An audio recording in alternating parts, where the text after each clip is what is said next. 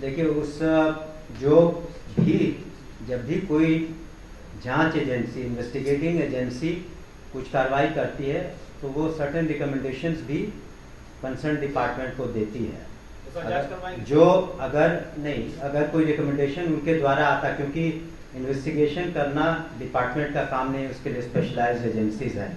अगर उनके द्वारा कोई बातें लिखित में आती हैं तो डिपार्टमेंट उस पर कार्रवाई करता है।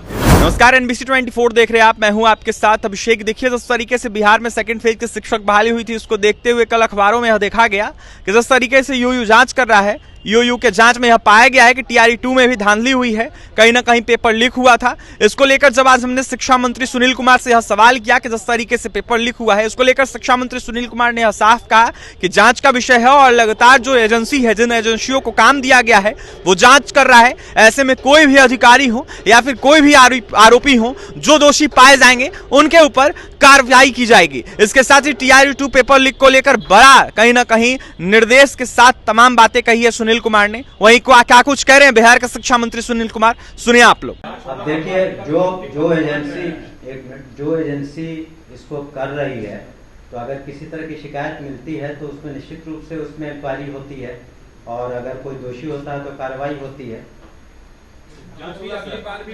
अगर कोई जो जब भी पेपर लीक हुआ आनंद किशोर ही थे, आनंद किशोर पर कोई कार्रवाई आप लोग कर रहे हैं क्या?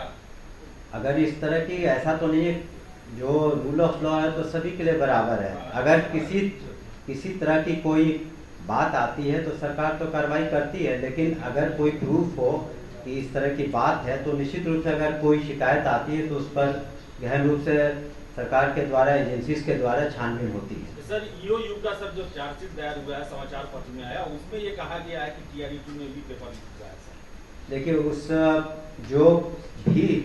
जब भी कोई जांच एजेंसी, इन्वेस्टिगेटिंग एजेंसी कुछ कार्रवाई करती है तो वो सर्टेन रिकमेंडेशंस भी कंसर्न डिपार्टमेंट को देती है। अगर कोई रिकमेंडेशन उनके द्वारा आता, क्योंकि इन्वेस्टिगेशन करना डिपार्टमेंट का काम नहीं, उसके लिए स्पेशलाइज्ड एजेंसीज हैं।